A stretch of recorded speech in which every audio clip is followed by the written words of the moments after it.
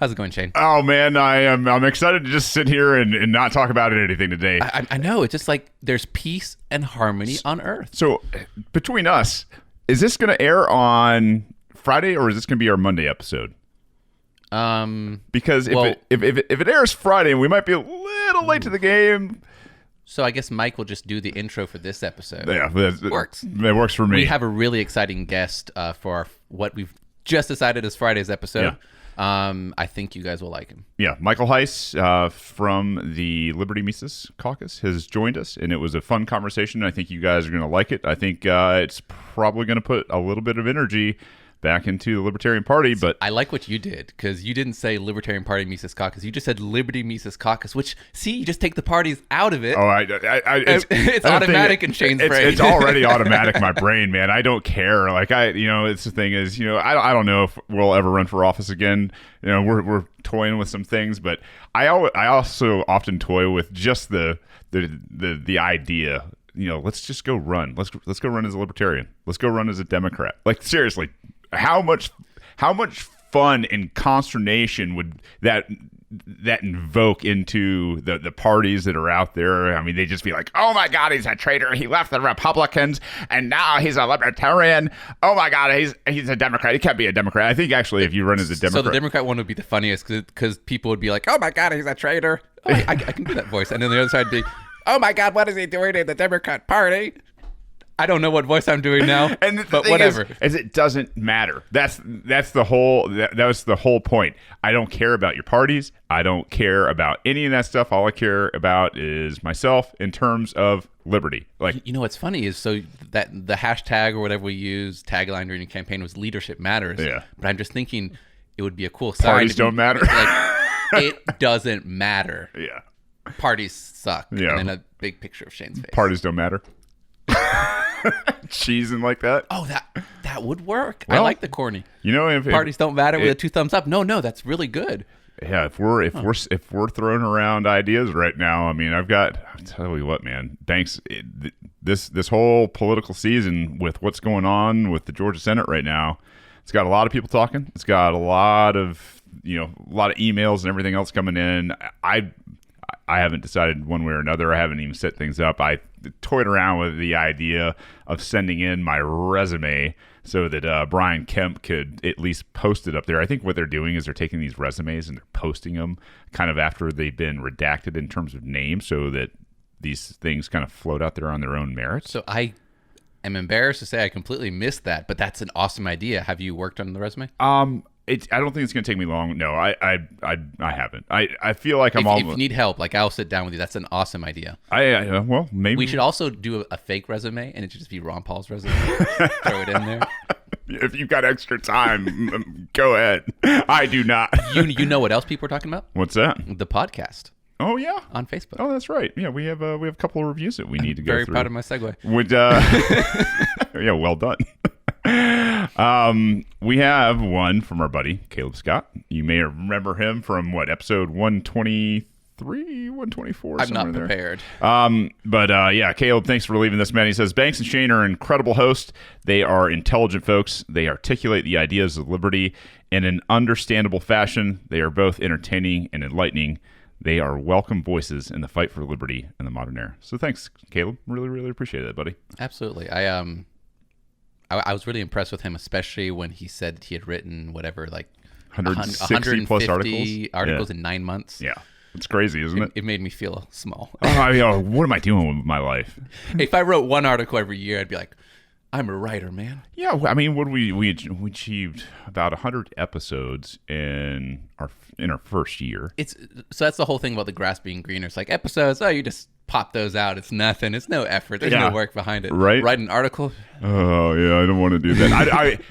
I'm like you, Banks. I would much rather sit behind this microphone than sit behind a keyboard and just type stuff up and be like, I hate everything, and But I want to write articles, especially with the website and development. Like I think articles would be a good way to bring people in. You write an article, and we've talked about that. Yeah. If anybody wants to write a guest article, you can write one, send it to us if we like it. And once we have our website up and running, we'll publish it. Okay. We also have Michael Viazzi I hope that's how you pronounce your last name, Michael, who wrote, gave a recommendation on Facebook and wrote, discovered this podcast at the recommendation of others who listened to a different libertarian-minded podcast that changed formats. I actually like this podcast better than that one. So it's not a competition between the liberty movement, but I guess I love it, that's man. Cool. He said this podcast only gets better and better. Banks and Shane are really on to something. Michael, thanks, man. That means a lot. I mean, trust me. I've got my staples in what I listen to, right? And it's one of those things where, to break from that, and I try to rotate through podcasts. So I'll have my staples, but I also have a slot where I rotate through just to hear different voices who are out there. Sometimes they're in the liberty movement, sometimes they are not. Sometimes they are progressive right, sometimes they are progressive left, status, all the time. I'm trying to not only, and I say that, I'm not just listening to them so that I have a story to talk about. There are a lot of times where just because somebody might not have the same principles and ideas, there's still maybe qualities to, the shows that they do that are surprisingly good. And I'm not saying the subject matter. I'm saying, how they get into things, whether it's a segment that they're doing, whether it is the way they kind of divide up the show, the voices they have on the show, just things like that, where you can take things from people that you don't necessarily agree with and make them yours and then make them even better than what they're able to do with them. Podcast junkie. But question. That's a great name for a podcast. Podcast junkie. A website that features the rebellion at the very top. Question: top 5 podcasts you're listening to right now that are not the rebellion. I don't have that many, man. That's the thing is, top 3. I don't have a ton of time. So one of the guys I always check out is Dave Smith and Robbie Bernstein. Man, I have a lot of fun with those guys. I think they're. I don't want to say it like they're an echo chamber by any stretch of the imagination, because there are things that I think Dave points out on things like Trump. Like, I'm not a Trump cheerleader by any stretch of the imagination, but at the same time, really, to see what this guy is up against, you're sitting there going like, listen, war crimes. Yeah. I hope he's impeached for war crimes and stuff. But outside of that, like, he's not as awful as all these people make him out to be in terms of a lot of his policy, and the fact that there's basically dead damn standstill in DC right now is not a bad thing either. Right? I really enjoy the fact that there's a lot of standstill on not getting new legislation through, minus, omnibus nonsense and kicking the can down the road that way. No, absolutely. Some of the worst things in history have happened when everybody was kind of on the same page, often because of war. Mm-hmm. So like the Patriot Act and all that, and the war in Iraq and Afghanistan, all because, well, the country was kind of all together. We had just experienced a horrible thing together. It kind of made it easier to emotionally use us to do horrible things after World War II, during World War II, like all those kind of things. You had the great the New Deal and all that kind of stuff. Mm-hmm. I like Dangerous History. You ever listen to those guys? You've talked to me about them before. I think I have. They're cool, man. They do some neat stuff. I don't get to listen to them as much as I'd like to. And Tom Woods. I mean, you talk about a go-to guy. I mean, Tom Woods is just that guy that he whenever you kind of need to, I don't know, center or something. Tom is he's a consistent dude that is full of knowledge. He's got a lot of passion out there. So much content every day. Oh man, and that's the thing is, you almost need to take his in chunks and then, go back and further understand everything that was said, because the amount of information that you get that's predicated on you knowing other things, sometimes it's wild, man. I mean, there's a ton of information out there. He does things like current events, but he's one of the only podcasts where I'll go back, I'll just scroll and randomly pick one because I haven't listened to him in a week because whatever happened. And I'm also a big fan of Joe Rogan. I mean, Joe comes at things from a different point of view than I do a lot of times, man. And I statist. But the thing is like, he's so good on a certain number of topics. Like, he's really, really good on a few things. He's also so good at asking the question that you would ask, and wondering the thing that you would not you like the you. Yeah, in he's general. inquisitive. Yeah. I also like the fact that he doesn't shy away from really really specific and abstract types of subjects.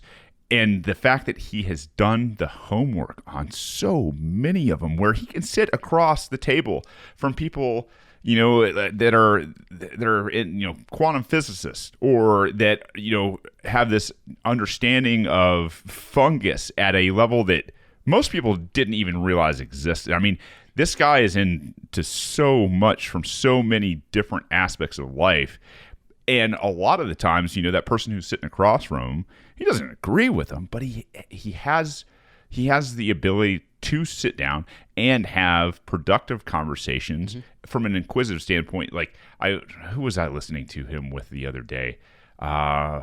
Maybe it was. You talked about fungus. Was it the mushroom hat guy? Yeah, that was a while ago. That the mushroom hat guy has been on a few times. He's hilarious. He's great too. I mean, just outstanding. Your brother actually sent me one of his a clip of that specifically to me because I stutter sometimes. And I was telling you about that. That was the episode that I was telling you about. I think when we were campaigning, where this guy, he had a stutter and he took some. I'm just putting that together. Yeah, That's he took funny, some because then your brother sent me the video and I sent already it to me seen it too. and we put it all together. Yeah, that's funny. So he sent me. That was a psilocybin guy. Well, he took psilocybin, went out into this tree, climbed the tree in a freak lightning storm, and basically had this outer body experience right there, where he was telling himself, I will not stutter, I will not stutter, I will not stutter. And after he did it, he doesn't stutter anymore. Yeah.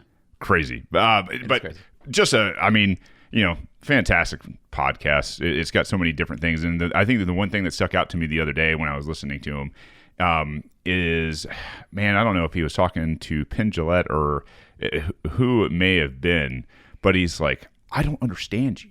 And he's not saying it in a combative type of mindset. Maybe it was Dan Aykroyd. That was a weird one. At any rate, he's like, help me understand you. And after he followed it up, because he wants his guests to come back. He wants them to be comfortable. He wants, and more than anything, I think he just wants to understand. Why do you think the way you think? And I think if Americans did that, I think if the world did that, like, why do you think the way you think, man? Like, help me understand where you're coming from. If you can understand where somebody else is coming from, I think that the ability to communicate and empathize and love and do all those things that we don't do well as humans in our little crappy tribes, I think that is it's a gift. And the fact that he has, I think, more viewers and more listeners, biggest podcast in the entire world. Well, I actually think, and I heard this somewhere the other day, is I think he's actually bigger than most of the prime time spots all combined. Yeah, because he in gets, terms of audience, the estimate that I've heard is about 100 million listeners a month. And those prime time ones, the ones that are at the very top, I think they're like between 2 and like 4 million. Even if you take a bunch of them and add them all up, that's a third of America. That is crazy. And think about that. I don't know what the age breakdown in America is, but let's say you've got men and women, 51% women and 49%. It's about that. Right? And so, but now you've also got this weird subsection of like, all right, well, are there also, people who are kids that obviously men and women still fit into that are also listening as young adults? So I think it's disproportionately, like it's like something like 80% men listen to Joe Rogan. Sure. And then it's disproportionately like the 18 to 35-year-olds or something. You might be right, It's me, man. Yeah. I'm the demographic. I guess I'm out. I'm an outlier then. Which is interesting. I have a feeling some people would use that against Joe and be like, oh, look at him, just the patriarchy or something. Are you on, I mean, for yourself, do you listen to all those guys as well? Or? So yeah, I'll give you guys. Minus Dangerous History? I don't listen to Dangerous History. I don't listen to Tom Woods that much anymore, except in like once or twice a month I'll listen to like 5 or 6 episodes in a row. But part of the problem is the only podcast that I listen to consistently every single episode. Wow. Like I'm waiting for it. Like, come on, let's go, guys. three times a week. What are you, rookies?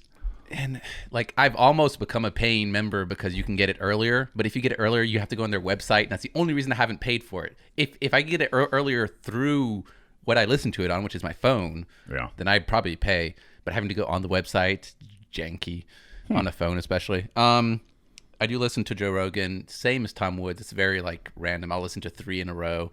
It's usually when I listen to it on my TV, like if I'm just like reading or cleaning or something, because the fact that he has video, I like it for some reason. I love it, man. I'll tell you right now, there's a lot of times where I'm watching that podcast when I'm going to bed. And I mean, just makes you think. Yeah, I'll fall asleep to it sometimes. Meredith and I will have conversations about what's going on. You know, the ability to pause something and have this discussion with your wife about, you know, whatever it is that's on the screen. I'll tell you right now, the fungus guy put her to sleep real fast. But it was, anyway. And then recently I've been listening to Thaddeus Russell. He has a podcast called Unregistered. Okay. He advertises it, or brands it is more appropriate. Brands it as like I have people on who are willing to talk about the things you're not allowed to talk about, which is quite interesting. I've heard some about the real warmongers behind the warmongers, like the people behind the Bill Barrs and the Pompeos and so forth, like this family dynasty that I forgot their names now. I shouldn't. And it's unbelievable. Like the brother, the sister, the uncle, Rockefellers. They've been involved in it forever, and they're actually the ones like writing the papers and funding the so-called think tanks and Bushes, Warburgs. These are like Rockefeller. These are like the unknown people, like people we don't like. I can't even remember their name, but they pay for anonymity. I had never heard about their name before, but they're in positions of power, just like right below the person who has the public figure. His podcast is quite interesting. I listened to it originally because Dave Smith went on there talking about, I don't know, alt-right racism stuff and so forth. And then I just continued listening to him. And what else do I listen to recently? I'll give you guys one more kind of. Oh, so I have been listening to Pod Save America a lot. Yeah, they are very left-leaning. Very left-leaning. And I'm usually always, like every week I'll be listening to one kind of left-leaning thing. I listen to Pod Save America, to Chapo Trap House. What else that's leftist? Is that where that beard's coming from? No. I got to tell you guys, Banks is sporting his beard, and I'm impressed, man. I didn't know you had the capability for this beard, buddy. I'm glad it's still around. It's kind of cool. Maybe I'll start wearing a hat. That'd be funny. Or you start wearing a hat, you shave, I grow a beard and shave for Halloween. Yeah. You go to Shane out goes face. I also listen to the Ezra Klein show sometimes, which is, I mean, it's infuriatingly left. And then I listened to the Fifth Column on a more regular basis recently. They are some, I'll call them elitist libertarians who, like, they'd talk down to like the Mises Caucus and to the Tom Woods. How dare they? Of the world. And I just like to bother myself. I just get so freaking angry. You get amped up. I'll tweet at them. And the other day, it was Nick Gillespie's on there, and he was talking, and he said something against like Dave Smith or something, and I was like, and Dave Smith the other day had said that Nick Gillespie sounded like a Marxist, so I tweeted, Dave Smith is right, Nick Gillespie sounds like a Marxist, and to Nick Gillespie's credit, he liked the tweet. That's funny. So at least he has a sense of humor. Yeah, that's even though really he's good. a nihilist and thinks that nothing matters. I have a question for this audience, and you can hit us up at info@Rebellion Pod. I've lately been planting seeds, as I do, to start podcasts out there, and one of the seeds that I've been planting is completely divorced from what we do here on the Rebellion. I have some very good buddies who are absolutely hysterical. I mean, when they get together, my name is Banks. Yeah, I just tell people. You don't talk about sports. Anyway, so a couple of these guys that I have grown up with since being just a little kid, I've started to say, hey man, I've got this studio, and you guys are looking to get out and do some things and be entrepreneurial and make your own way in this world. I said, why don't you guys consider doing a podcast together? I've got a studio here. You guys can come record. Maybe I'll sit in and help you guys host, and I'll produce it for you. But it would be a show that's based around sports. Probably with a very big leaning towards being Atlanta fans our entire life, which is one of those things. If you grew up being a fan of the Atlanta or Georgia teams, it is nothing more than build up and heartbreak for. Isn't that most sports teams? No. I mean. I feel like all sports people go through this emotional roller coaster all the time. I don't know. Maybe, man. Maybe that is because there are just teams that have always and will always be terrible. I mean, you look at Detroit and what they've got going on up there. A lot of stuff that comes out of Cleveland and in Ohio. I mean, at least they had, I guess, the Bucks, but. I digress. For these guys to be able to get on and talk sports and what's happening currently, whether it's, I don't care if it's baseball, football, lacrosse, tennis, whatever's happening in sports, and then obviously also having the background they have here in Atlanta. Because let's face it, growing up, your parents a lot of times were transplants down here, and so they didn't root for the Braves. They were Wings fans or the Tigers fans or something like that, or but they Michigan fans. They were not Atlanta fans, right? And so our generation and some of the first generation that came up with the Braves and the Hawks and the Falcons and the Bulldogs and all that fun stuff. So I don't know if you guys were interested in maybe doing something like that. Hit me up and let me know if at info@rebellionpod if that's something you'd be interested in, because I'm planting seeds. I'm trying to utilize this voice in this space as much as we can to push forward in an entrepreneurial spirit. So yeah, I mean, we've definitely talked about the bigger plan of having other people on the network and cross promotion. I think it'd be a great idea. I've tried to get a few people on the idea. One friend who talks about health stuff. I think that'd be a cool podcast. Yeah. A podcast about sports would be awesome, especially if they would be open to cross promotion, because then you get people with sports and go listen to these less funny guys who talk about politics. Yeah. Health and everything else. Health would be a good one. What would be other good subjects just to get people? And that's the thing is TV and movies. Whatever people are interested in. I mean, I can't tell you. I mean, one of the other things that Meredith and I are, we're Marvel junkies. I mean, it is one of those things where we are absolutely, because our kids love it. There are some amazing figures, in terms of just good people who play the parts. Being able to establish trust, and it would be real because you guys are fans in other networks where trust is important. And again, I'm just thinking about the cross promotion because it's all about liberty. Yeah, and bringing them in. Yeah, Marvel fans love liberty, right? Oh, I'll tell you right now, I could do an entire show based on the movies alone, where I review movies and point to certain points in those movies where I think there is a heavy undertone of liberty. We should do an episode like that. We both pick a movie. I'll probably pick The Matrix. Well, yeah, but that's what I'm talking about. I mean, it'd be fun. You go through, review it, and say, hey, look at this. I mean, this is the type of stuff where I know there are a lot of people out there that don't want their young kids watching violence in Marvel, but I'm telling you right now, there is some great stuff in terms of just messaging in there that I think, if you point to it and you talk to your kids about, those specific aspects of the film, I think there's a great place to introduce those ideas to a very young audience. Oh no, I definitely agree. The Lego Movie is the first one that comes to mind, which we've talked about on this podcast before. Sure. But it'd be a good format, just like our war stories. As soon as we have 10 episodes that are just good and evil in movies, you just put it into a separate podcast. Sure. Yeah.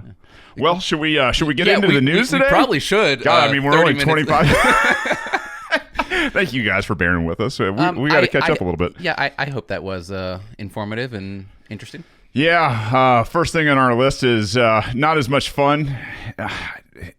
So it is funny. It is funny. It is not fun. I'll tell you, Banks, I'm getting weary of all this nonsense. You guys know that, if you don't, you're living under a rock, that the Democrats are moving forward with impeachment proceedings in the House of Representatives. So what's your summary take, how it makes you feel inside? F all of them. I mean, God. I am so sick of these crybabies, and that's the thing. I hate to do this, but it's got. I don't like calling names to a political faction, but for God's sakes, man, you guys tried. You wasted $35 million and 2.5 years on a report where the guy who filed the report couldn't do anything but file a truthful report, because it would have meant that if he did, he was probably going to prison. Maybe, I don't know, because nobody goes to prison in Washington. But the fact that they do all this and then they try to come back and say, oh, well, in the second half of this report, there's, possible obstruction. That didn't work. That didn't work either. And so now they're talking about this conversation that Donald Trump has had with the new Ukrainian president over there. The comedian guy, right? Yeah. And said, hey, man, I would like you to look into this, pay-to-play Joe Biden and Biden's son in terms of the amount of money he's making for his skill set in Ukraine. And then Biden says something to the effect of, hey, if you guys basically want aid over there, you guys need to knock this crap off, right? And, I mean, this is the vice president. The same vice president who in the same week was revealed to have gone out and told, who was Snowden hanging out with there for a while. At any rate, he basically was calling people and telling them in other countries, as the vice president, you will not harbor Eric Snowden or we will do X, Y, and Z to these people. Edward. What did I say? Eric. Oh, golly. I'm sorry. Yeah. It's okay. I have so much reverence for him that I just couldn't No, take it. You're absolutely right. But I get caught up in the passion of this whole thing. It is beyond me how Democrats think that they're going to pull this off. I mean, let's just say they get impeachment in terms of the House. It's still got to go to the Senate to be tried. It's going to get dropped on its face in the Senate. So so I think this whole development is very, very interesting in like the political analysis of it. So you've got and when it happened, and the fact that Nancy Pelosi was the one who came out and said this is happening. So it's got her signature of approval, when every other impeachment tactics from the Democrats trying to get her on board has failed miserably. Sure. And she has not just said no, she's attacked the other Democrats, basically saying they're stupid for trying it and telling them to shut up. Yeah, right? like the Squad and the rest of them. And at first glance, I'm like, this doesn't make sense. There's less here, right? Mm-hmm. So Dave Smith said, I think correctly, he's like, what happened the last time is there was like, oh, there's a big thing happening. We don't know what it is, but there's collusion and obstruction and all these things happening. And then we found out there was nothing. This is kind of the same thing. They're not saying there's much there. What they're saying there is basically one back and forth between the president and Zelensky. Oh, that's not that hard to pronounce, actually. Yeah. Zelensky, Monica Lewinsky. It's funny how where the president says, I would like you to do us a favor. Like, that is their biggest catch-all. Oh my God, the world is falling. Oh my God, they're going to do a favor. Who does Trump a favor? But they don't actually have any other information. No. So I'm like, all right, why would Nancy Pelosi go through this again when there seems to be even less here, right? Like, there's not desperation.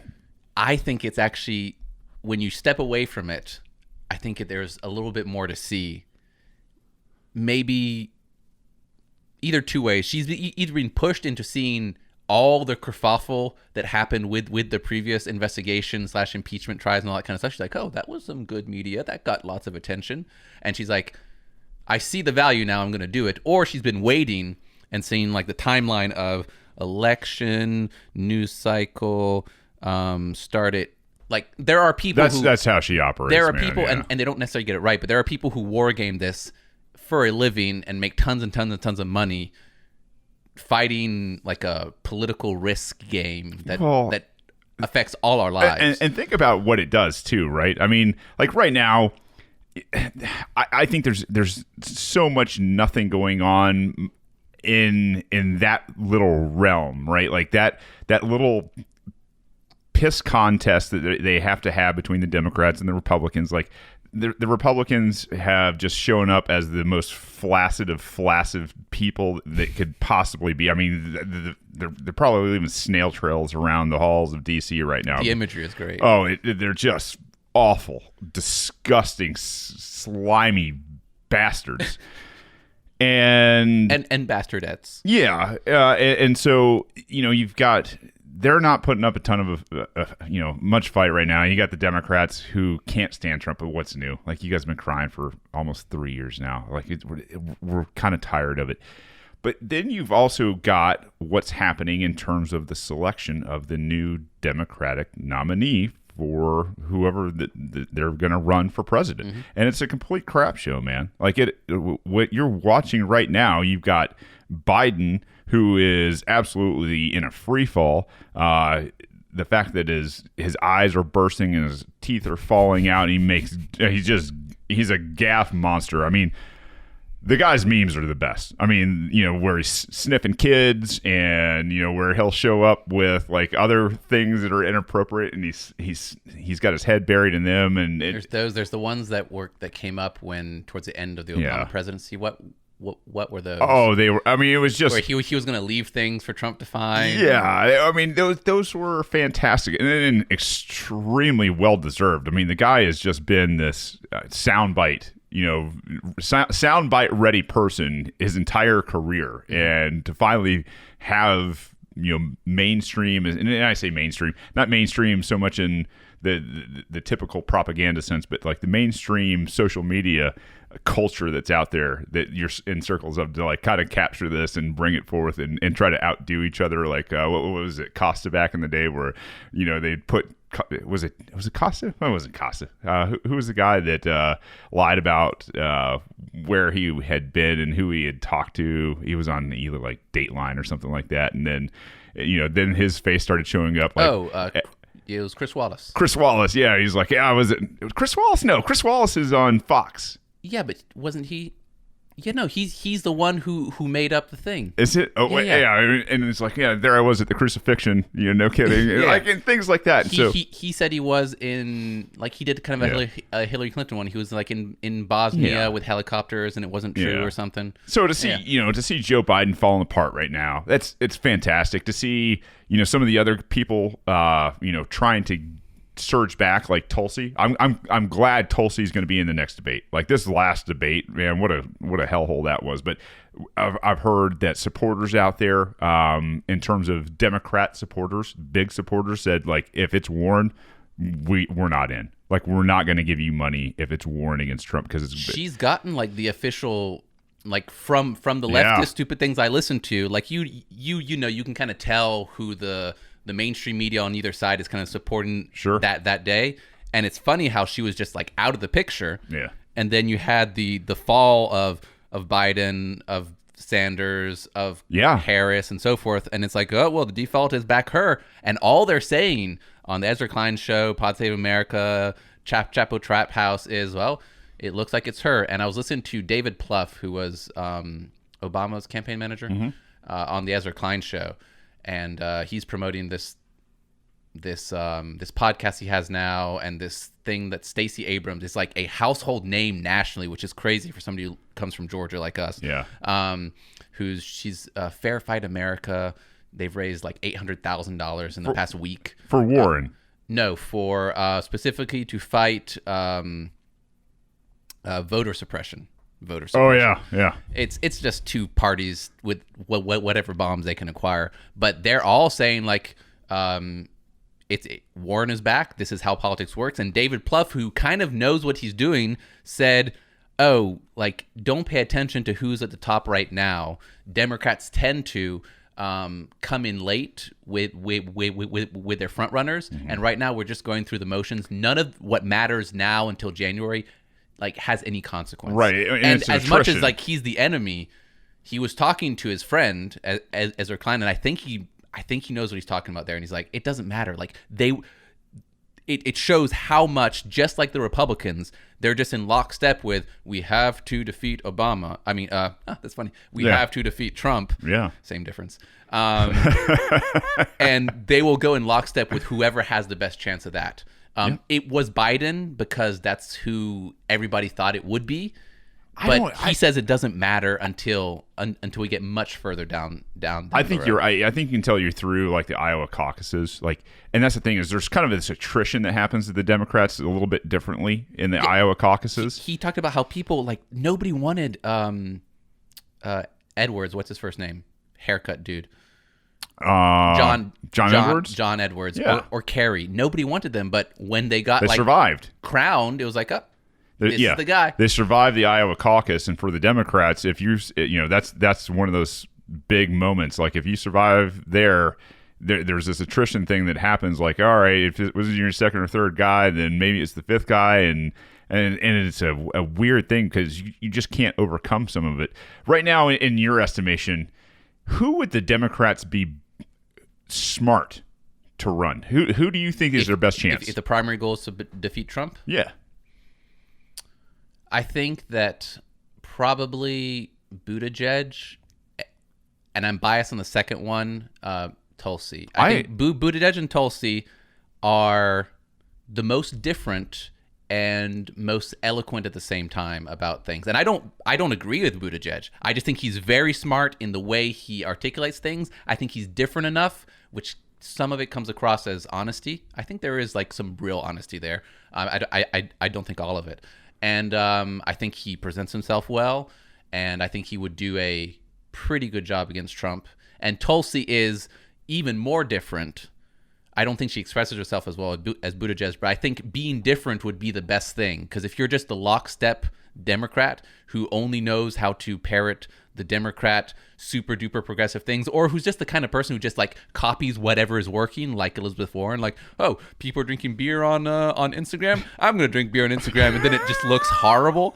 I think that would be the worst thing against Trump, because Trump knows how to just kill it, throw Molotov cocktails on that all day and just watch them burn. Yeah, I think you're right, Banks. I would have probably picked Tulsi first, but I think Buttigieg is definitely one of those guys that is going to do some pretty big things, and I think for probably the same reasons. I mean, when you hear the guy talk, when he, I think when it came to Medicare for all and single payer systems, and he's like, guys, this isn't an either or, we need to do an all of the above thing, and the Democrats hated him for that. He thinks a little bit for himself, which is usually it's cancerous. Ron Paul thought for himself, he got booed on stage. Yeah. Buttigieg thinks a tiny bit for himself, he gets ostracized. Yeah, and then you got Tulsi.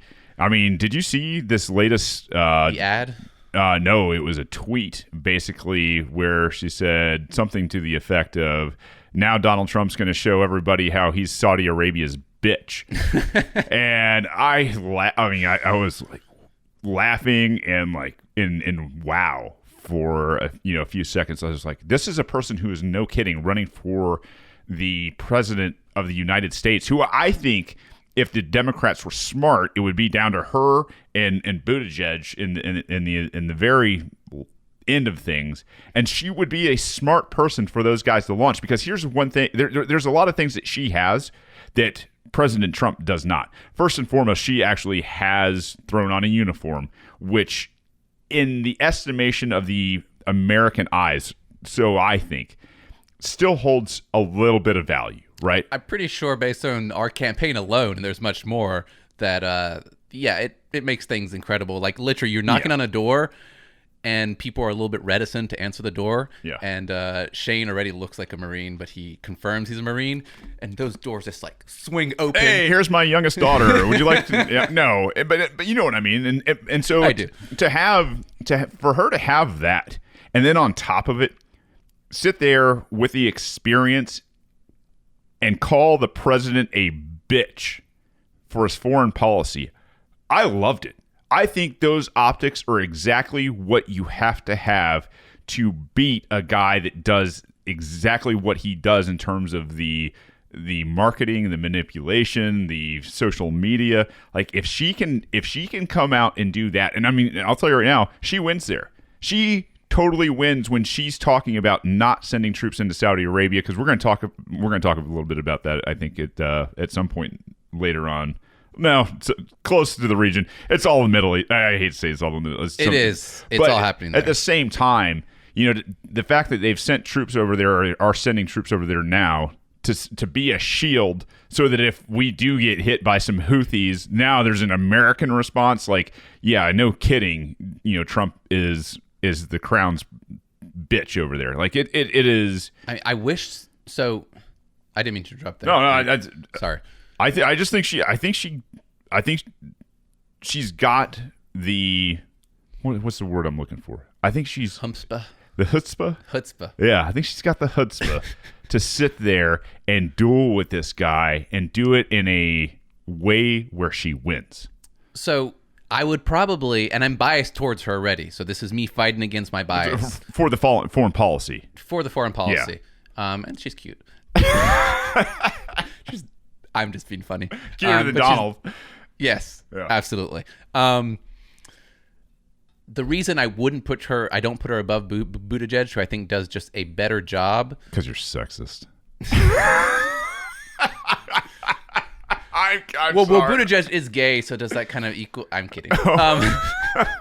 But it's because she does lack confidence.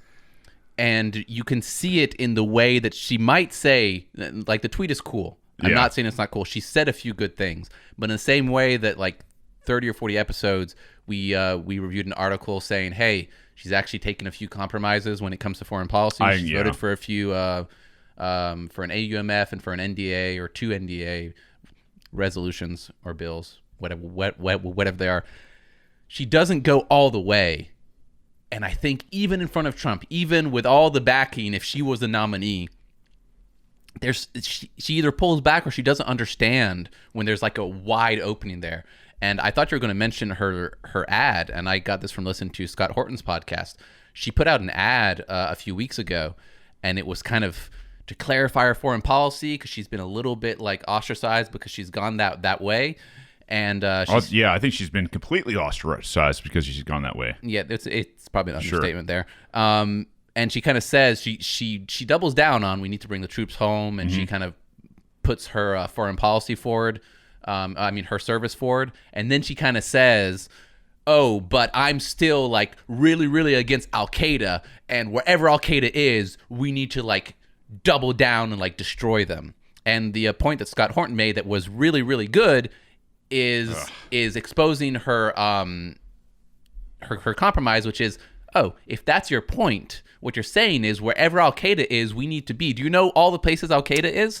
There like hundreds of places. Yeah, is it thousands maybe. Well, it's at least hundreds, because what you have to do is count, the Arabian Peninsula, right, and then you've got the Northern Horn, you've got the Eastern Horn of Africa. You've got other little parts inside of Africa as well, and then you've got a lot of Indonesia. I mean, when you look at the big picture of where Al Qaeda could be, and God, I hate, where Al Qaeda really, really sprang forth from?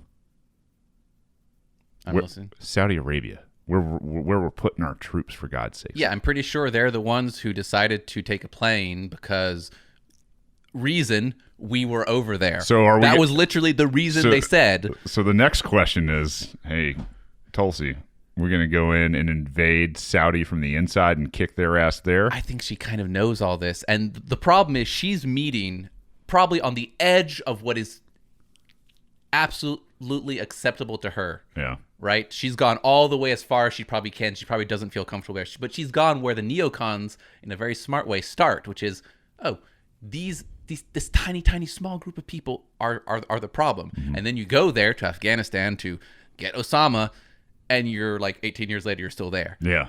Her meeting them where they start to push the propaganda, it just, like, you're complicit at that point, especially when you're Tulsi and you know better because you've talked about it much more eloquently with much more resolve before. Have you heard Buttigieg talk about that at all? He doesn't talk about that much more. I haven't heard him on foreign policy. I'm not saying that Buttigieg would be the smartest thing because I think he's a great guy. I think that he's slightly more intelligent on some and leans slightly more liberal on a few things. He's a little more self-thinking too. Yeah. I mean, he just apparently. But I don't think like he's like a wonderful dude who would be great in foreign policy. But I to circle all the way back, I think this may be, just kind of some smokescreen as the Democrats try to figure out that, who their candidate might be a little bit. I mean, that and smokescreen obviously for the horrendous economic, decisions that they've made, and that, failing banks everywhere and feds pumping in $35 billion a day for the past 2 weeks straight. It's like, this might all be to wag the dog. I mean, it really could be. My logical brain, and I know things are not logical, so I could be wrong, but my logical brain is on the side of Nancy Pelosi not having this planned out, but seeing how long the previous investigation / impeachment push went on for, and making a calculation of, okay, we're near the election. This will pump people up for a long time, keep them angry, keep them involved. Yeah. Because it really did. Like, who would have thought they could go on for 2.5 years before? I didn't think, and I don't know how this can go on for more than a week. I'm like, guy said, I would like you to do us a favor. He released a transcript. Yeah. There's nothing tangible there, and you've decided to go on this. Like, this is what you have right now. Okay. But apparently it's all enough to be like, there's more. And if you listen to the leftist podcast, they think that the Biden thing, the Joe Biden son, and the weirdness going on there, I'll just call it that, has been debunked. They think that but it hasn't. What's the company? Cyber Strike? Yeah, I'm not. He mentions it in here. CrowdStrike. Oh yeah, okay. They said the CrowdStrike thing is all a conspiracy too, and then all they do all the time is talk about how all these are crimes, and how Giuliani is basically trying to help influence the election, and that's for the campaign. And what they're saying, the real crime is that has already occurred. Yeah. Is that Giuliani has done that, and Trump has done that, and so the crime would be these people are trying to influence the election, and that would be for the campaign, and that's what would make it illegal. And I think that all these campaign laws and stuff makes it really complicated, because how are you going to distinguish for a president what he's doing for his campaign and what he's doing for America? Whatever you think he's doing, even bad things, sure. It's like, wouldn't his job be to do good things for America? Wouldn't good things for America help his campaign? We're talking about influence, right? Right? At this point, how can you tell the difference? Yeah, of course, lawyers and judges and the legal system are going to find some lines, and it's set up obscurely for this reason. So if somebody is an outsider who's not their chosen person, they can get rid of them, man. We've talked about this with your campaign. You paid $18,000 to lawyers because you were, I don't know, dotting our I's and covering our T's. Scared to go to federal prison. Get rid of all the culpability. Whatever could be lumped on you, get rid of it, man. Pay it out. Do whatever you have to do to make sure. If you don't put paid for by Shane Hazel for Congress, you have to put for Congress, because you just put Shane Hazel. You get fines thousands of dollars. Yeah, how can no mere mortal and their hope for, and I should say, even a run for the office to bring attention to a matter. Because let's face it, not all elections are about winning. There are elections that are about getting a new voice and a new principle out to the people. So sure, that idea that you've got to spend $18,000 on a $70,000 campaign to people to make sure that you're above board, or at least to remove any type of risk from yourself. For that's a crazy thing. And the big boys don't care one way or another. No. They usually I wish I remembered what it is, but the Obama administration, I think 1 year into the Trump presidency, got fined because their campaign did something bad and paid a bunch of money in fines, and nobody cares. Yeah. But you have a small campaign that goes to that, it won't be news whatsoever, but those people will be, find a ton of money and be in trouble, and that puts a damper on anybody else who's like, oh, I'm going to run. Well, they get rid of the problem, cool. Right? Yeah. Yeah, they get rid of the problem real fast. I think it would be, even if you argue that we need campaign rules and ethic rules and campaign finance rules, And I really don't know if that's, but I think you can make the argument. I think at this point it would be better if there were no rules. At this point, I'm just to the point where I'm sick of it all. I am sick of it being so stacked for the establishment. At this point, I just don't care. Like I think there are too many laws, policies, regulations, everything that are absolutely stacked in the favor of the establishment that hinders regular good people. Our campaign could literally increase the staff by 50% if we didn't have those costs. Wow. 50% is big. Well, especially in that campaign. If you're talking about the Obama administration, that amount equals to 0.001 maybe. Maybe. Yeah, considering what they're spending out there. But yeah, no, that's the thing, Banks. When we get to January this year, and I guarantee you watch, man, as this thing gets tighter and tighter going into the election, especially next year. I mean, we will be 3 years into this presidency, and they're still trying to find new ways to impeach this guy.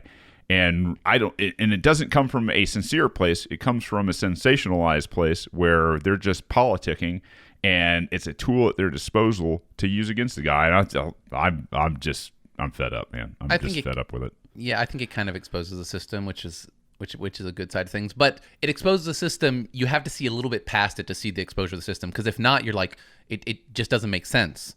If you're just looking at this from if you're just a Trump fan. I wish they were just honest to be like, it's just about political power. We can impeach him for whatever. We just need the votes, man. Yeah, we need some political will. Yeah. Yeah. That's the truth. Like, you can do it. And I wish Nancy Pelosi would just come out and be like, we hate him. We have this tool. We just want enough votes. Come trade with me, and we'll get votes together. That's what's happening.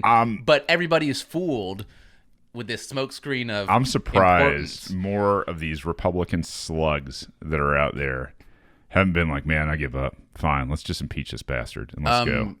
Jeff Flake made he's not in anymore, though, right? No, but he made a comment that he thinks that there's 35 senators, Republicans, who would potentially do it, or some weird thing like that. So that guy, he is who he is.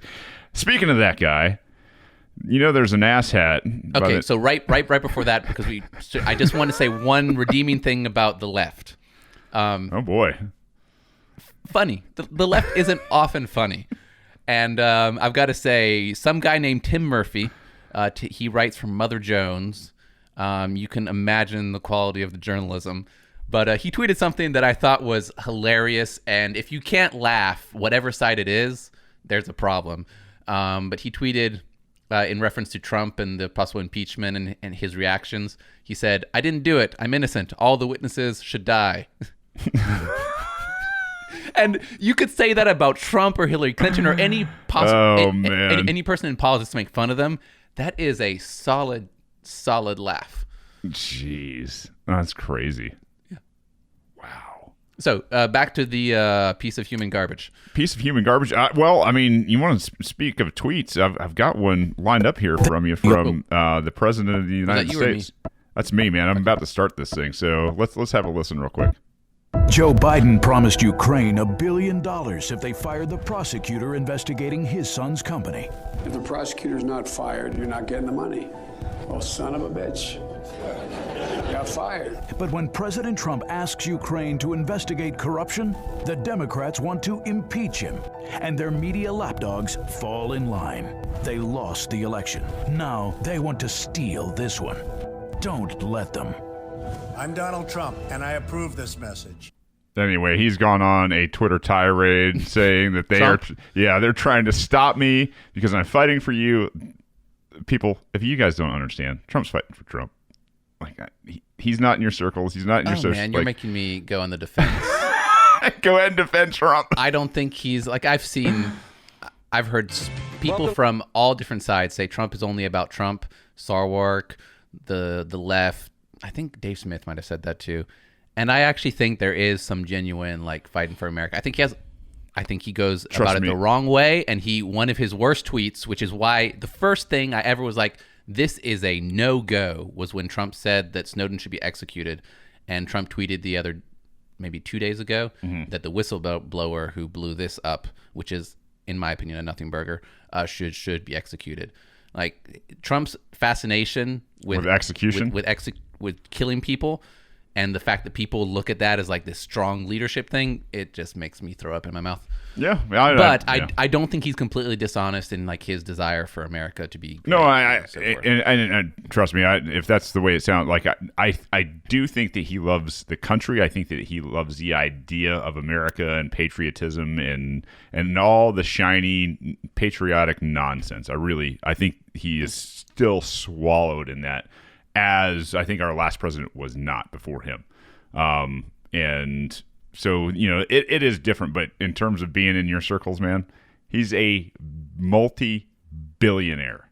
Like, his problems are not your problems, and they never will be, and he hasn't thought about that kind of stuff in a very, very long time. Like, there's one thing about empathy, but like, Donald Trump was that guy that I think in his first company from his dad, he got $1 million. Oh, I don't think he deploys empathy very well whatsoever. No. I think probably the power and money makes it harder to do that.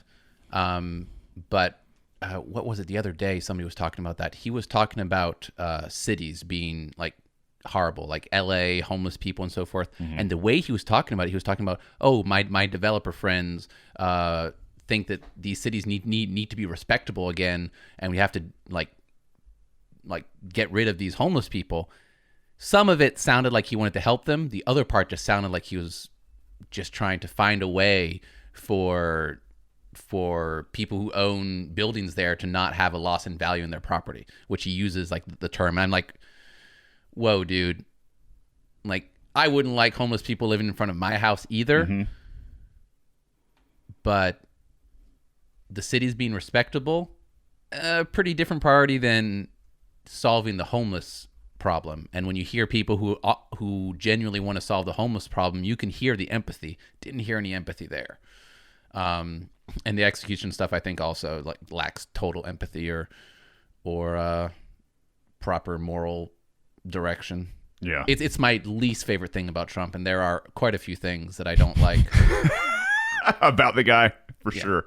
Yeah, I can't disagree with you. I thought we were talking about another piece of human garbage, though. We were about to move into the other piece of human garbage that actually works for Donald Trump. His name is Mike Pompeo. He's a certified asshat. This one is This one pisses me off a lot, man. This is some of the most evil incarnate that I can possibly He'll imagine. Probably get a Medal of Freedom from the Atlantic Council. Yeah, so this past week, I think Donald Trump had once again tweeted out, sanctions are coming, kind of like the whole Game of Thrones winter is coming, which kind of blew up in his face and backlash. It really is like Game of Thrones, because you can, like, through the whole season, it was like, through the whole show, it was always winter's coming, because winter's always coming, and unfortunately, sanctions are always coming, because that's like a part of how the world works now is sanctions and tariffs and war, apparently. We just have to have those things. What about the other seasons, like spring and summer and fall? Like, no, it's always just spring is death coming. and destruction. Spring is coming. It's not quite as ominous, is it? But fall is coming. Beautiful leaves are coming. Yeah. So, if with what's, to be believed, like we were talking about a little earlier, with American troops now being deployed into Saudi Arabia, you've got Mike Pompeo, who is the U.S. Secretary of State. So this guy carries a huge stick, man. I mean, huge stick in the overall apparatus of the American government. I mean, we've talked about it. I can't tell you how many times where the bureaucratic nightmare and Goliaths that are out there between the CIA, the FBI, the State Department, the DIA, NSA, all the alphabet soup that there is.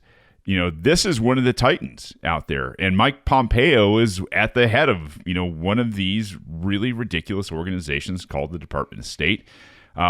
He has come out this past week and said one of the, like I said, evil. I just don't feel like, I don't feel like it encapsulates what he says well enough. No, I think it is. I see your point, but I think that evil is the appropriate word, and because of how distorted all the news is, and so many bad things happen, and people are always at a 10. But I think it's good to put things back into perspective. It is just plainly evil, and that is a bad thing. Just because you can say it calmly doesn't make it any more horrible. And it's weird, man. It's like all these people who are the secretaries of state over the years seem. I mean, I know we talk about Barr being Satan himself or Satan's son, but I'll tell you right now, like between Madeleine Albright and this statement right here, where Madeleine Albright was recorded saying that, the 500,000 kids who died in the Middle East was worth it. And you've got Hillary Clinton, who did the laughing about, we came, he died. He died. Ha ha ha! Cackled like she does. And now you've got this guy in present tense talking about this, literally the slaughter through starvation of the Iranian people. Yeah, so the words are Iran needs to stop, whatever. Go ahead. Yeah, this is a quote from Pompeo. The leadership has to make a decision that they want their people to eat. They have to make a decision that they want to use their wealth to import medicine and not use their wealth to fund Iran Quds Force commander Qasem Soleimani travels around the Middle East with causing death and destruction. The Iranian government's choice on how to use Iranian wealth. If they choose to squander, if the Iranian leadership chooses to spoil it, if they choose to use it in a way that doesn't benefit the Iranian people, I'm very confident that the Iranian people will take the response and tries to fix that themselves as well, Pompeo said. Like, this guy, and it's a direct quote, so if he's, it sounds a little weird, it's worded a little bit weirdly, but for the leadership to make a decision if they want their people to eat. So with the sanctions are coming, what they're talking about is cutting off Iran from the world in terms of trade. And that would have an effect that there would not be enough food and wealth for people to eat. It has already happened in Iran when they put blockades, particularly on pistachios, which I love. Pistachio farmers like starving to death because 80 or 90% of the world supply of pistachios came from Iran. That's how the world operated before, and then that was cut off right away. There was a lot of people in Iran living off the fact that they made pistachios. This man, if you're listening, and I don't know, you're a neocon, you're coming out of your neocon slumber, what we're talking about here is the starvation, the slaughter of millions of kids and wives and moms and daughters and husbands and brothers that are completely innocent. People that have no control over their government, that have nothing but peace in their heart, that want to not bother anybody and go about their day. And we're talking about, as the United States, even not having been attacked, starving these people to death through our military might. And it's very different than usual, because you can make the arguments, I think are often valid, that our actions have extremely horrendous effects for people in other places. We're complicit in killing people in Yemen, Afghanistan, Pakistan, Syria, Libya.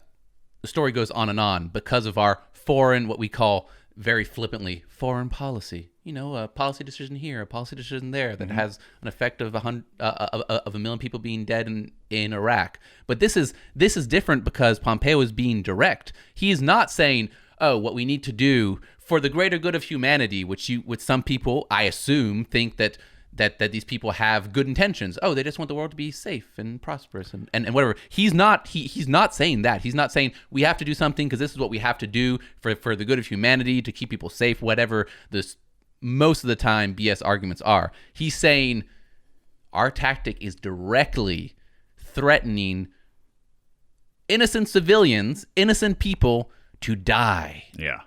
We're sentencing them to death. And we're going to use our military to do it.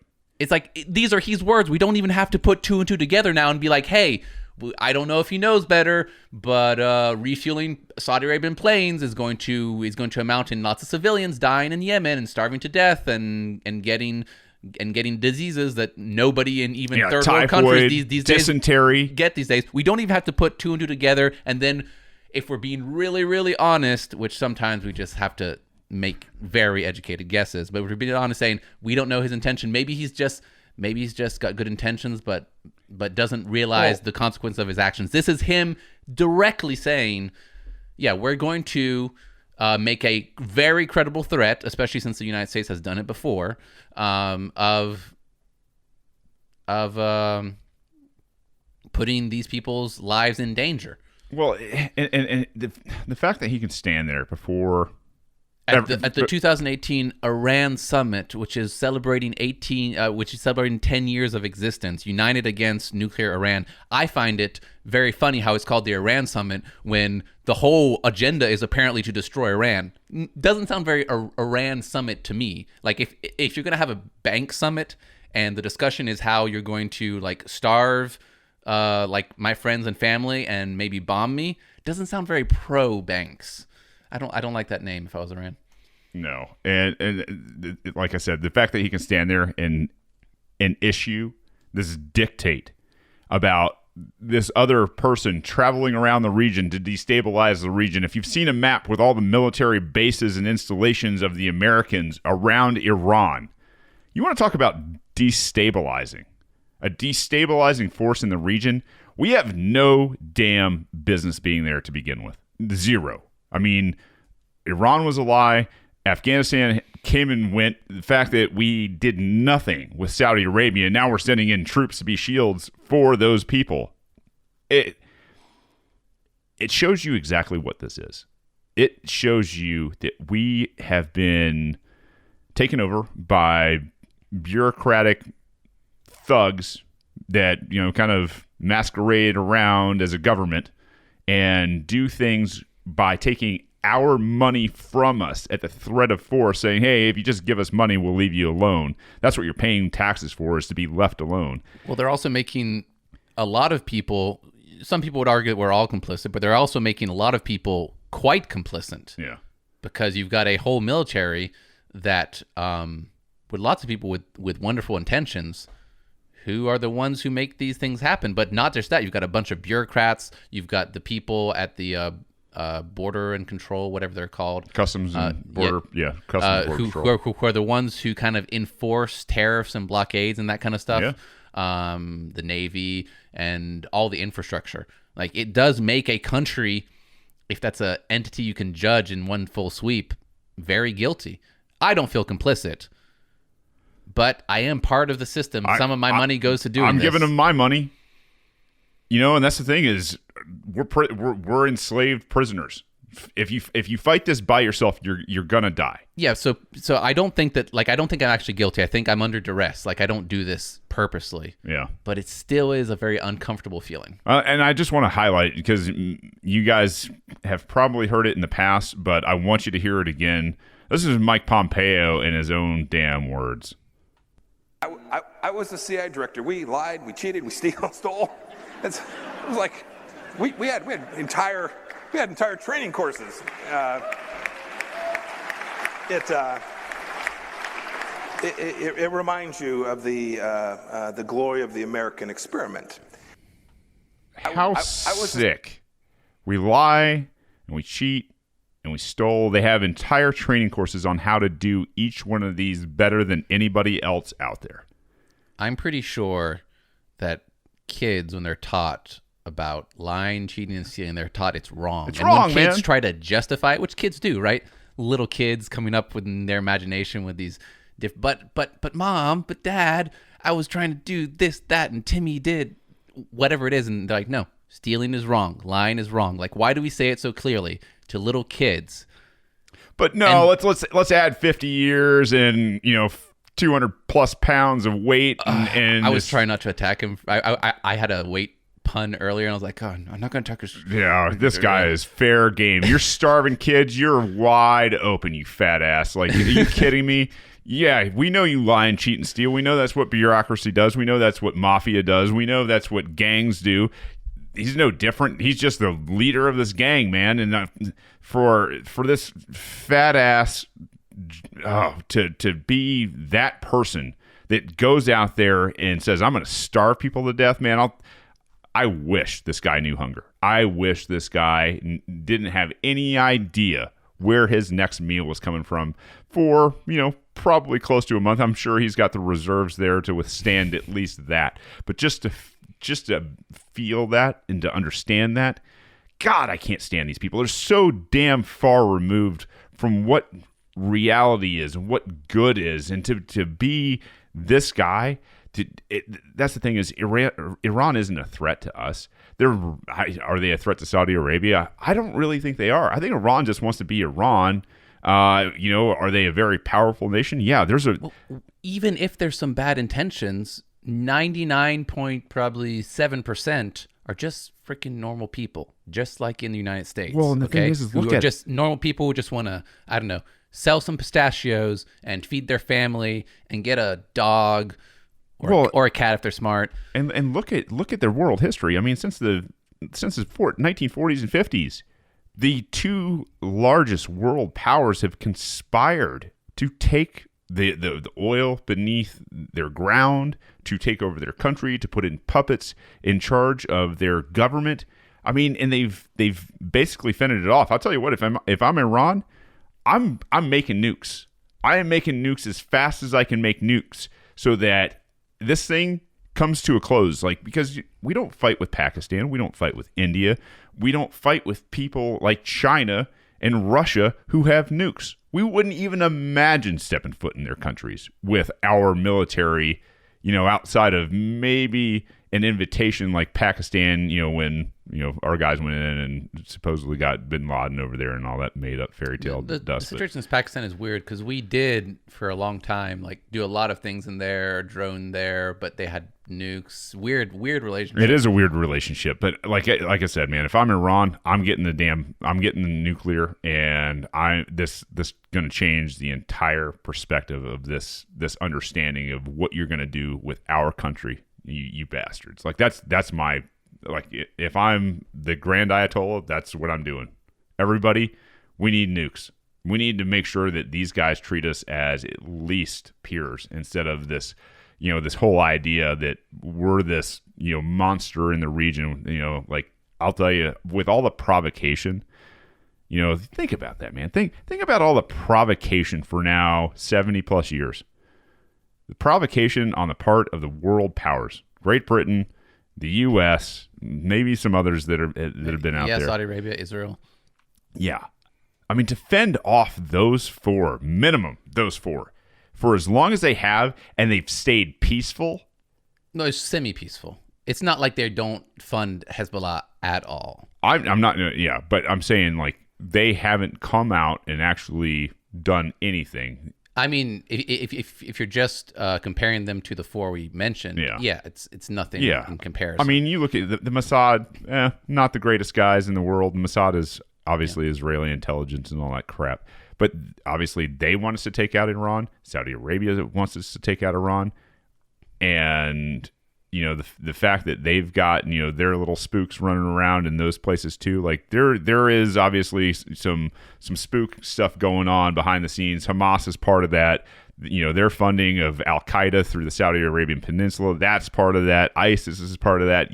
You've got all these different little groups that are doing little things under different monikers that are still emanating, power from that money.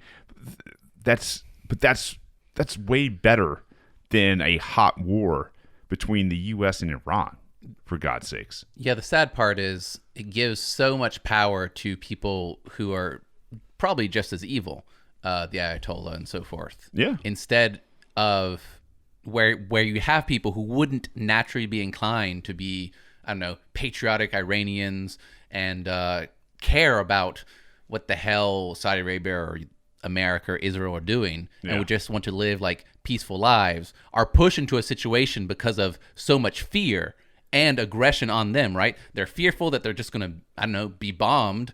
Apparently it's up just to the last second will of of President Trump to be like, let's not bomb them today. Yeah, please. Thank you very much for and not. being directly affected by starving and not having resources. Like, I'd be angry if some stupid embargo was like, no, you can't get the latest iPhone. Yeah. Actually, I don't like iPhones that much anymore, but another story.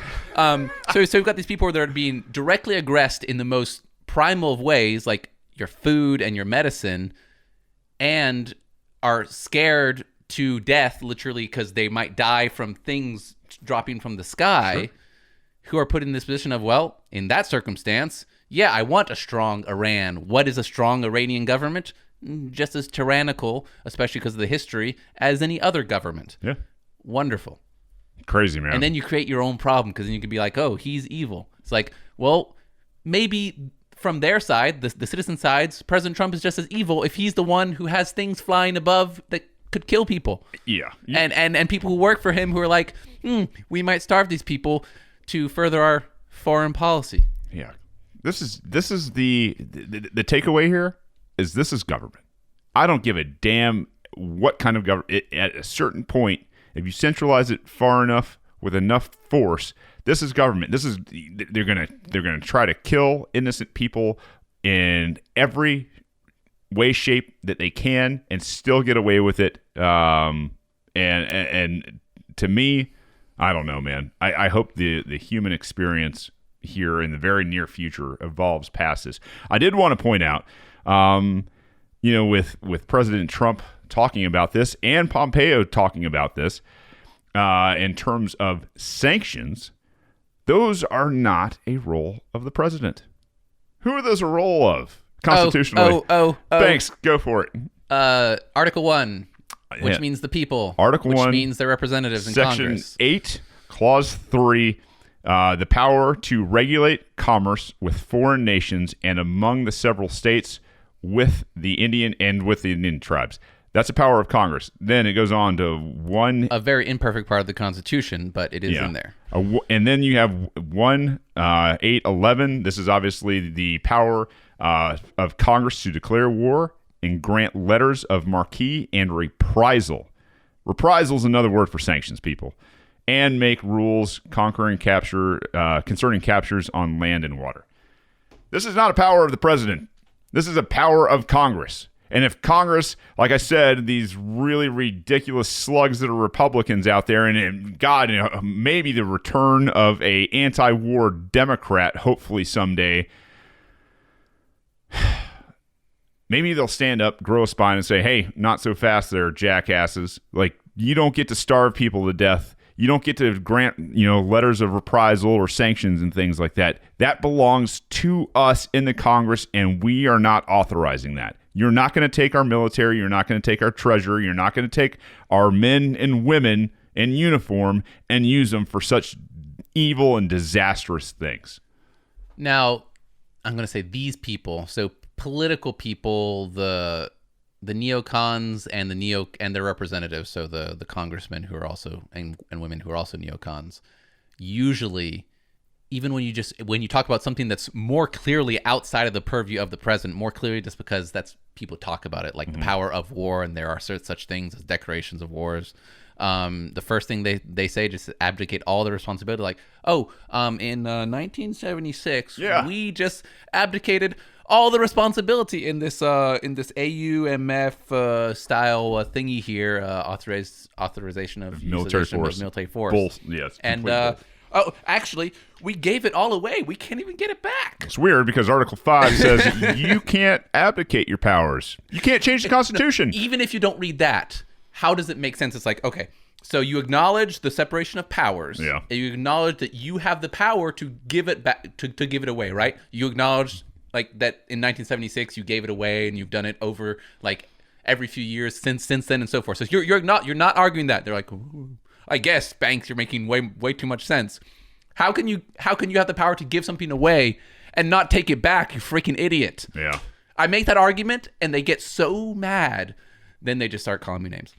Yeah, it's good, and that's the thing is, but that's just logic. It's not even the Constitution. I'm sorry, you're kidding me way too. This is 3 times today. You are out of political facts if you're calling names, and that's the whole point here. These, like, I'm not, when I call these people slugs, it's because it's earned. It's not because I'm out of political facts. All these political facts have wound up, causing me to think that these people are just the slimiest, sluggiest, worst type of life on the planet. I mean, I'm choking on the slime here, and it's not pleasant. It's gross. And I hate to even make light out of this situation. The fact that the you U.S. have to sometimes. The fact that we are thinking as Americans that we're going to put sanctions on Iranian people. God Almighty! I tell you, I know Iranians, man, or what they call themselves here in the States, because they don't want to associate with the country as Persians. They are some of the most humble, nicest people, hardworking people that I've ever had the chance to meet. And the fact that they're just from a different part of the world, and they've got this I don't know, this country that's sitting on a ton of energy right now that the rest of the world and the bureaucrats want to exploit for power. Oh, man, I'll tell you, we're going to be judged at some point, man. We are going to be judged, and this does not help us out. Well, collective judgment is not. I know. Doesn't mean something, and as much as I earlier was like, yeah, we're kind of guilty, and that line is complicated, doesn't feel good. I think that's probably the message we have to push. Hey, we are not our government, and if you feel like there's a systemic problem there where, hey, well, the government keeps on doing things that I don't like, it makes me feel bad. Well, maybe the problem is government, and you have to have a situation where a government doesn't have the power to do that. Maybe you don't give the power to the government. Decentralize. Or at least give less if it makes you feel bad. Like if you're just taking freaking arrows, reduce the number of arrows coming, okay? Yeah. High capacity arrow machines. That's the problem. That's like the problem all the time. It's like there's a problem. Stop. There is no solution to the problem. There's only like there's no solution that they can provide. That's right. Okay? The solution is less government. And I don't even make that argument often enough. But it's like, oh, you have a problem with like Trump and him talking to foreign leaders and the corruption that's going on there and the crimes, whatever, blah, blah, blah, blah.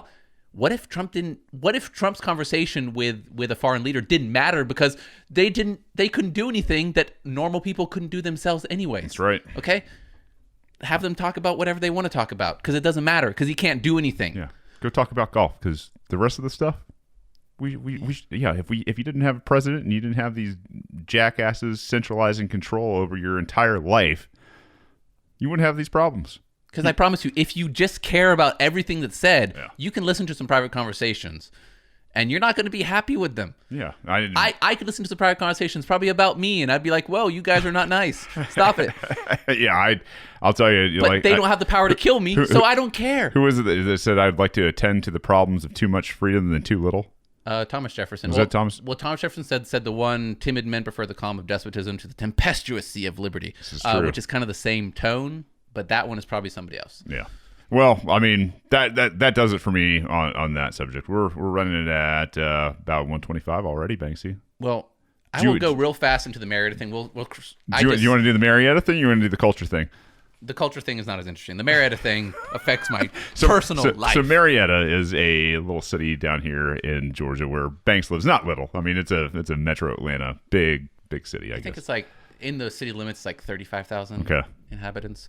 But Atlanta is like you just go from one city to the next until you're an hour outside. You received a nasty gram from the city of Marietta. So it was addressed to my landlord. So is your house actually in Marietta proper? The incorporated? Yeah, I love it because then I get to go to city councils and they're like, "Where do you live?" And I'm like, "Down the road from you." Yeah. But apparently it only matters if you're close enough to certain places. Like my opinion was just discarded because I was a mile away from that woman who wanted to aggress her neighbor and tell them they couldn't rent their house. Mm-hmm. And my opinion was just discarded because, I'm a whole mile away from over there. Yeah.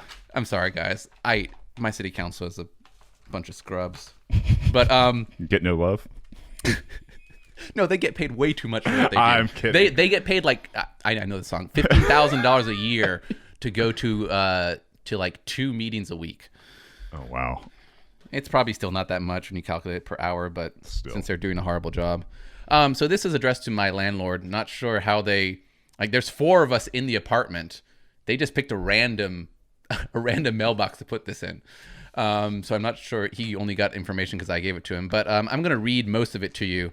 And the journey that I went on reading this was funny. And you'll understand why slowly. So it says, Dear, I'll just use his first name, Dear Wen. My landlord is Chinese. Very nice guy. Dear Wen, recently the property located at the above address came to our attention of our office as to whether such property was in compliance with the City of Marietta Code, blah, blah, blah.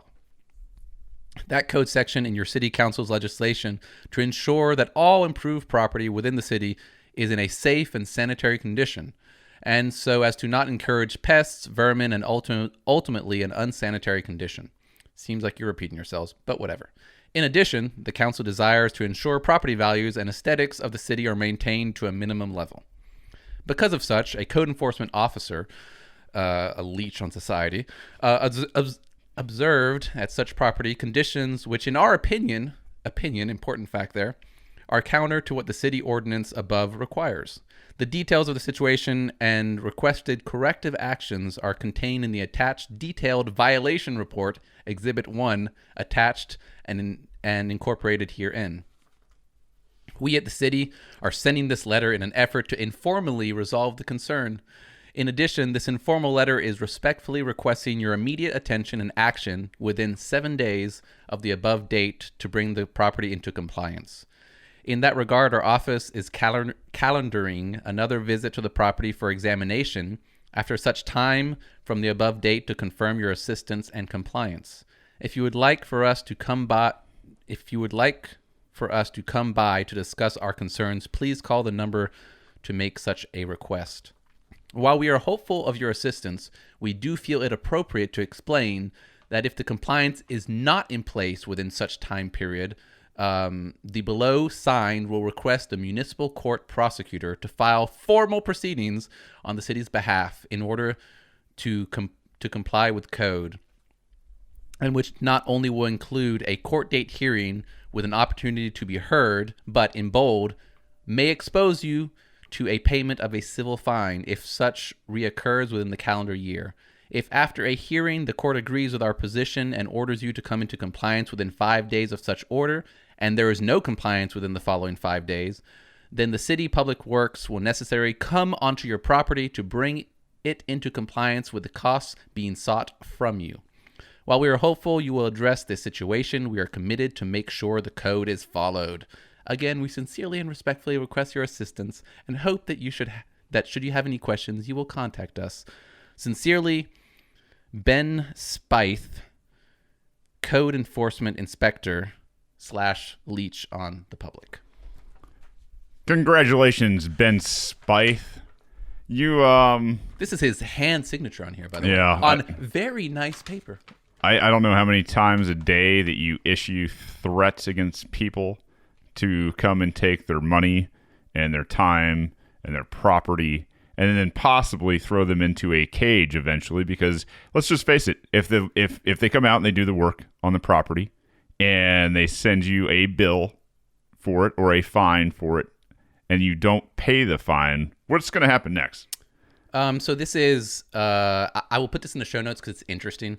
It's a Marietta City Code 7-4-2-110, Sanitary Conditions and Procedures. It's kind of long, but Part G is where the execution of such measures to put into compliance appear.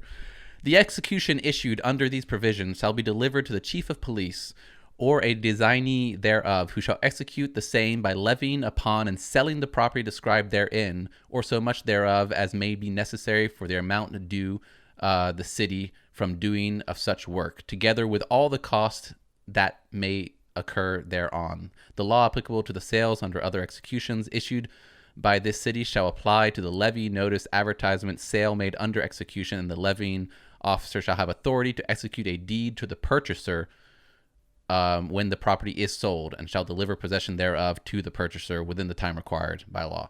So the first letter that I read talked about infringing on property rights, so coming on the property again, extortion. I mean, trespassing, and extortion. And then this talks about just code section G here, or part G of that code section, talks about how they're going to steal your property, and how somebody is going to forge a deed, because a deed is not necessarily a government instrument, right?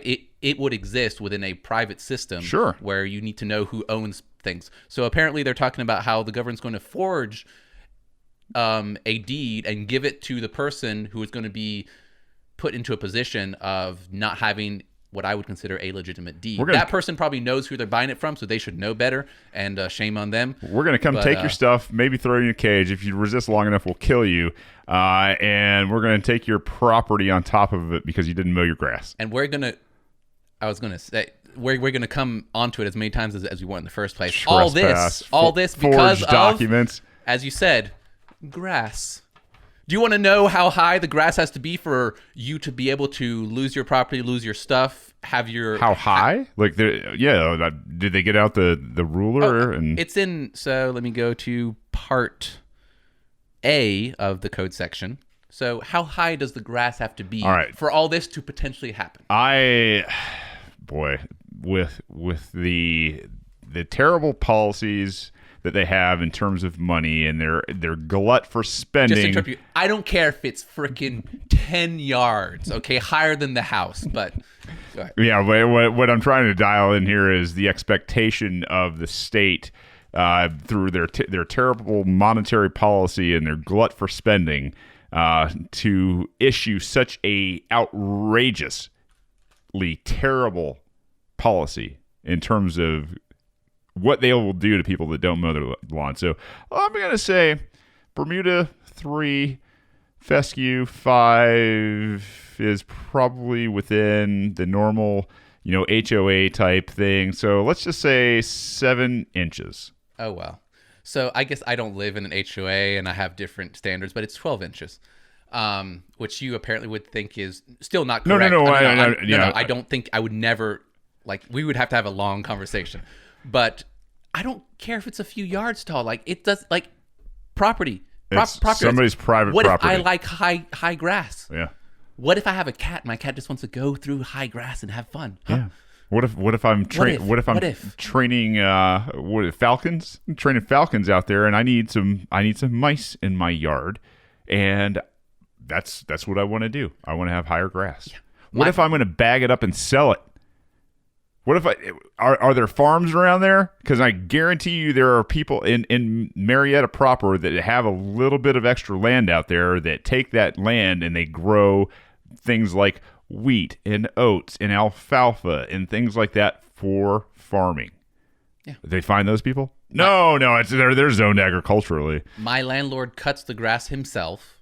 Okay, it takes time out of his day. I'm sure, because he's a smart businessman, he bought that place for $100,000 and it's worth like $300 now. I'm sure he calculates that into the price of taking into our rents. If he has to do it twice as much, I'm sure that would be an increased cost to him, which either means an increased cost to us or less margins for him means that he can make less fixes and improvements to the apartment building. Whatever it is, I shouldn't let myself get so frustrated by these people. But getting that to me and opening it and reading through it and then reading the second page where it finally says that it's because of grass, what they call obnoxious vegetation. In my front yard, there's grass and there's dandelions. Okay? It's not obnoxious. I actually pick the dandelion sometimes, put it in a vase, and it's very beautiful. It's nature. I hope you guys find that interesting. I know it just pertains to me in my little tiny city, but I wanted to share that with you guys. We've illustrated at the one of the largest empires in the world and at one of the smallest city governments in the world. Maybe not the smallest, but it's pretty small. Government at any level is a bunch of evil bastards. I am just I don't know, man.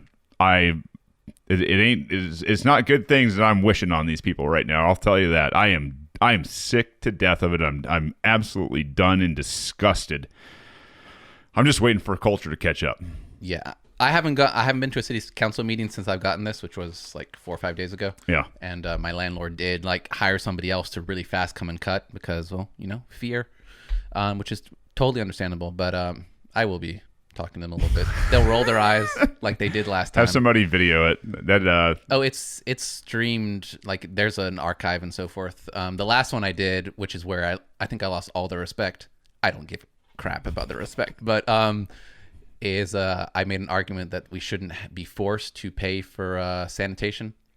So there's one trash company. It's a government trash company, and it monopolize. Sucks. They literally like throw the recycling bins just everywhere. Like there's something in the middle of the road. Sometimes I like go pick it up. Government monopoly. And so I made the argument. I was like, we shouldn't be forced to buy it because it's bad service and whatever. We shouldn't be forced to buy anything. And like, it's what if I want to save $25 a month and buy my kid a toy, an extra toy? You're stealing toys from people. And they were like, whoa, this guy's gone crazy. And just started like one guy literally rolled his eyes, and I didn't comment on it, but I should have. Oh, do you just roll your eyes to the citizens of this great city? At your bosses? It's not that great a city.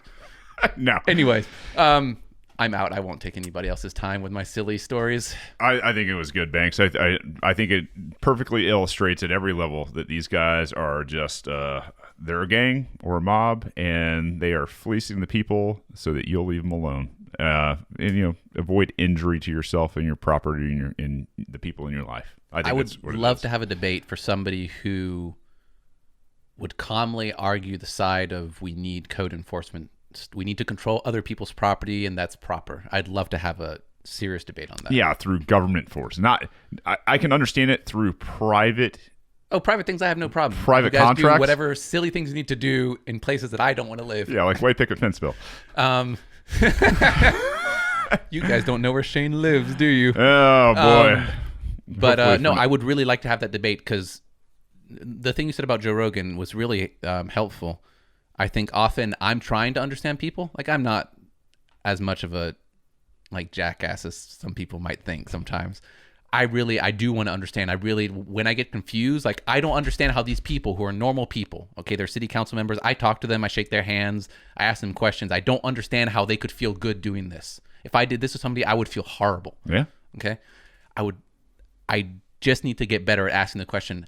I want to know how you understand. Think. Because usually my brain's just running fast. I'm like, just trying to poke. And I'm just hoping, I don't realize that's what I'm doing. I'm just hoping that they just see the light, like, oh, or show themselves to be stupid. It's usually and reciprocal expose too, themselves. though. That's the thing, is if you actually get somebody who has an open mind and you can have that conversation with them, it's usually reciprocal, where they're going to be like, well, like, I've told you, why don't you tell me where I'm wrong? Well, I think I can get pretty bad at my intentions seeming like just like mean, but it's rarely ever mean. I can definitely get lose myself when I get frustrated, but it's rarely ever mean. I'm just trying to understand. So I need to ask that question instead of whatever other weird questions I come up with. Just like, hey, I don't understand why you're thinking that way. Help me understand. Yeah. Probably shouldn't phrase it something like, I don't understand why you're thinking like an evil bastard, but that is what I think sometimes. Well, you're going to do it for us today? Yeah, I think so. Thank you guys for joining us. I hope you got a lot of value out of this. We definitely had some fun, even though we didn't stick exactly to plan. I think our episodes like that have gotten better and better. I love them like this, man. I like, where we come in, we're a little loose with it. We have a lot of fun and kind of get into what we've been feeling. And, I'm not a big feel guy, but at the same time, I do like these episodes, man. But if you've liked these and you find value in them, you can go to patreon.com and become a patreon.com/rebellionpod, and you can become a patron of the show. We could really use your help there. If you don't have a whole bunch of money, but you'd like to help us out, you can beat the algorithms, leave us a review on whatever platform you're listening. And if you got anything you want to bring to our attention, maybe we'll talk about it on the show or put it up on our Facebook or Twitter accounts out there. You can send those to info@rebellionpod.com. We really appreciate you guys making us part of your life. We can't tell you how much we really appreciate you sharing this with everybody and changing minds and changing culture. Thank you, guys. This has been your place for peace, liberty, and free markets. We love you. We need you. Peace.